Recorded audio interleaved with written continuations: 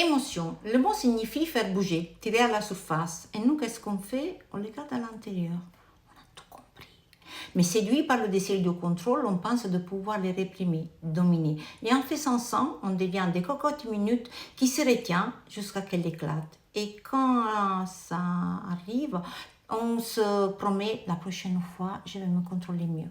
Mais cette dynamique alimente deux croyances. La première, c'est que les émotions sont dangereuses, nuisibles et douloureuses. Et la deuxième, c'est que si on ne parvient pas à les gérer, elles vont prendre le contrôle de notre vie, en oubliant que ce sont les émotions qui dirigent notre vie.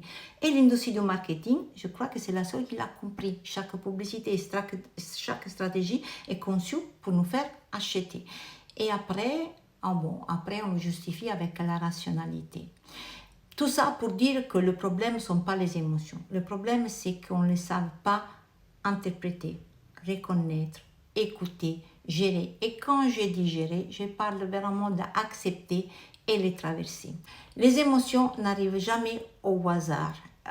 Elles parlent avec le corps parce que leurs problèmes sont qu'elles sont muettes. Elles donnent un message. Et ce message il est très important pour nos développements personnels, pour notre voyage dans le monde, pour notre vie quotidienne. Elles ne devraient pas être sous-estimées. Mais pourquoi les émotions font si peur? Parce que tout ce qui est inconnu fait peur.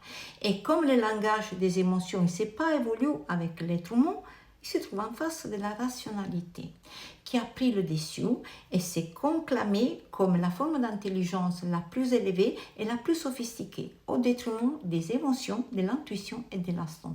Certaines fois, j'imagine la rationalité qui regarde l'émotion et dit tu es qui là?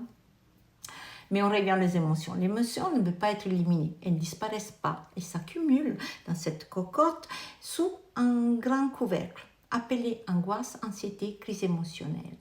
Et souvent, quand on a les crises d'angoisse, sont souvent des émotions qui font surface violemment, soudainement et de manière désordonnée. Et quand on travaille avec une personne qui a des crises d'angoisse, on découvre que sous le couvercle, il y a des colères comprimées, des chagrins en fait, des peurs niées et des frustrations accumulées. Les émotions ne peuvent pas être détruites, mais peuvent être distraites avec une prise de conscience de qu'est-ce qu'on est en train de vivre et surtout les accepter. Et pour faire ça, l'estime de soi nous aide. Mais dis-moi, qu'est-ce que tu en penses?